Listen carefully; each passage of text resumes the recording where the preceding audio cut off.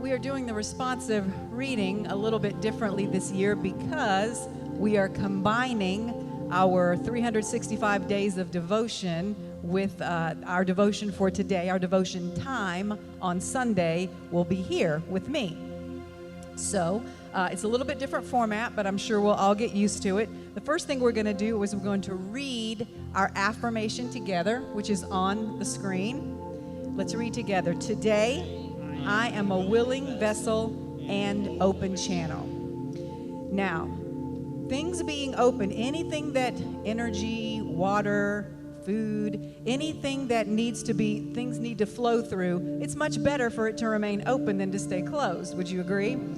Whether it's plumbing, the plumbing in your house, the plumbing in your body, your veins, anything, it's better that it stay open. You know, when a river flows, if it gets stopped up, lakes are much different than rivers. You can take a drink out of a river because it's constantly flowing. You may not want to drink that lake water because when things get stagnant, when things get stopped up, they start to die. Anything you take, my brother said a few moments ago, he said, take a big breath in. Well, he didn't tell you to let it out. But guess what? You didn't have to be told to let it out because if you didn't let it out, you would die. So anything you bring into yourself that you don't allow to then give back out and flow through, it just starts to die and it starts to kill you. I just want to read, it says, the very first part of this is this famous gospel singer and composer, Dottie Rambo, once said, God gives you nothing to keep. And she was talking about the fact that when she got an inspiration to write a song, she would want to sing it immediately. And the people around her sometimes would not want her to do that because they were afraid of somebody was going to steal her intellectual property. Somebody was going to steal her music and they were going to make money off of it instead of her. And there's a certain degree that people have to watch out for things like that. But she explained it like, look, if I don't immediately give out something that God gave me, I won't get more. So that's how she learned that it flowed. Once she got it, she gave it back out so that she could get more, so that there was always an open channel. The devotion today also talks about an idea that was put forth by a man named Greg Braden, that we think that our memories live in our brain, that we get information, but he says that's not really what it's like. He said there's this whole field out there of ideas, and anybody can tap into it.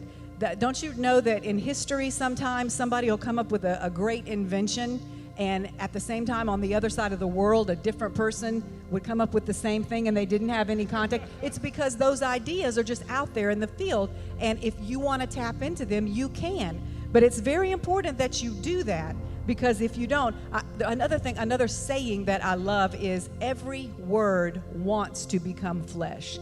Every word wants to be made flesh. Well, how are things made flesh here? Through us. We are the channel. That's why it's important that we keep our channel open. I just want to read one paragraph. It says, ideas have their own energy and search for channels through which they can be expressed. They will knock on your door in the form of inspiration.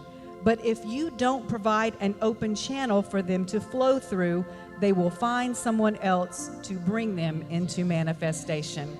So our theme this month is letting go. What are we letting go of? We are letting go of this idea that there's not enough, that everything we get, we have to hold on to with inside our little fist because we're not going to get any more. Or that if somebody else gets more, we're going to get less. We're going to let go of that idea. We are going to believe that it is an abundant universe, and the more we give, the more we will be filled back up and replenished.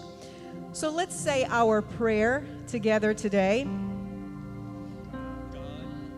God of divine timing, help me share whatever you give me without being afraid it's not good enough or I'm not ready.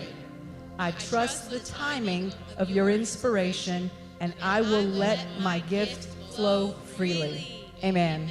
And so it is.